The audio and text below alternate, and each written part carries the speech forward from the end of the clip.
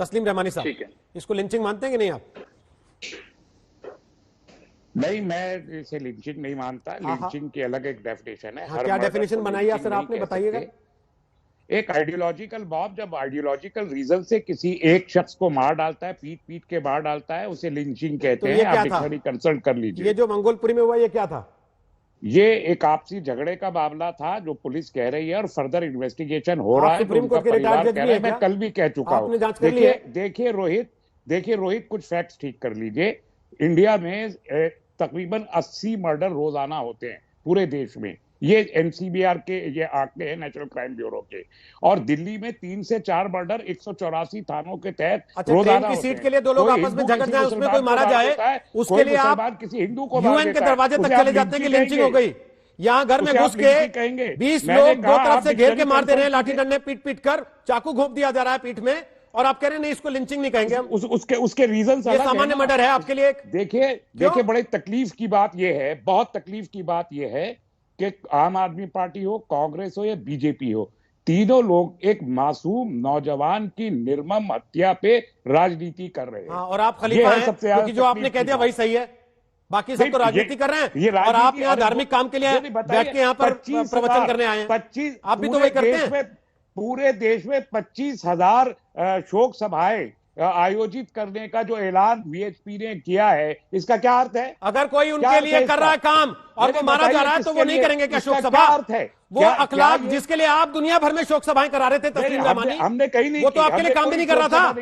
आप 25,000 शोक सभाएं करके पूरे देश का माहौल खराब करना चाहते हैं। कोई शोक सभा करेगा तो माहौल खराब हो जाएगा। आप कोई शोक सभा करेगा तो माहौल खराब हो जाएगा। राम मंदिर के नाम पे अगर कोई अपने घर के किसी के मारे जाने पर शोक सभा करेगा तो माहौल खराब हो जाएगा। आप अडवाणी जी की रथ यात्रा वाला माहौल पैदा, अडवाणी जी की रथ यात्रा कहां से आ गई इसमें? नहीं, 25,000 शोक सभाओं का क्या मतलब है? रहमानी साहब, क्या मतलब है? मुझे केवल एक बात बता दीजिए। अरे आपने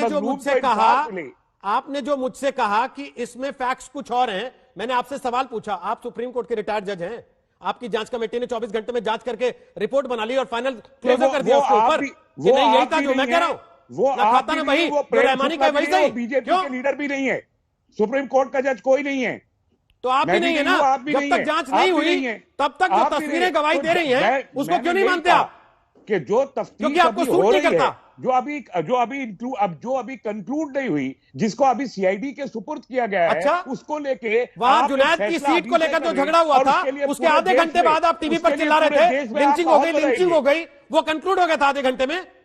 नहीं, वो तो हुआ, वो बाद में भी हुआ। उसको प्रूफ किसने नहीं किया? आप बताइए। तो बताइए ना क्या आया पुलिस की रिपोर्ट में उसमें, जिसपे आप यूएन का दरवाजा तक खटखटा रहे थे? हरियाणा में बबलू तक, मैं उन तमाम चीजों में जाना इस वक्त मुनासिब इसलिए नहीं समझता रोहित कि ये एक मासूम बच्चे की निर्मम हत्या का मामला है। हमारी तमाम जो हमदर्दियां है वो परिवार के साथ होनी चाहिए, राजनीति करने की बजाय और राजनीतिक रोटियां सेकने की बजाय। मैं इसलिए उन तमाम चीजों का जिक्र नहीं करना चाहता। कल से आप अखलाक और दादरी और जुनैद किस किस को ला के सामने खड़ा के, अरे आप कंक्लूड कीजिए इस बच्चे रिंकू शर्मा के ऊपर कि इसके साथ क्या हुआ।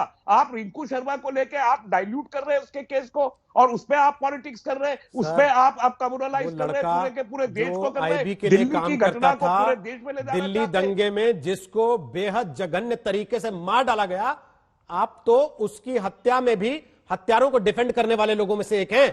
तब भी आप इसी तरीके की बातें कर रहे थे। जो सामने मीठे हो जाते हैं और पीठ पीछे कैसे उस व्यक्ति को छुरा भोंक दिया जिसने उसके परिवार को खून दिया था। सर यस, ये दोस्त थे उसके, ये दोस्त थे। असल बात है कि जब एक परिवार के घनिष्ठ संबंध एक दूसरे से हैं, कि एक परिवार दूसरे परिवार को जाके खून भी दे रहा है, बिजनेस भी कर रहा है, रेस्टोरेंट भी साथ चला रहा है, और उसके बाद भी कत्ल हो रहा है, आप उसे लिंचिंग कहना चाहते हैं? आप उसे लिंचिंग कहना चाहते हैं? कल भी कहा था, आज फिर दोहरा रहा हूं। दो दोस्तों के बीच दोस्ती दुश्मनी में मैं बता रहा हूं ना सर, आप उसे लिंचिंग कह रहे हैं। मैं बता रहा हूं ना, विष्णु जैन के पास जाते जाते एक बात बता रहा हूं।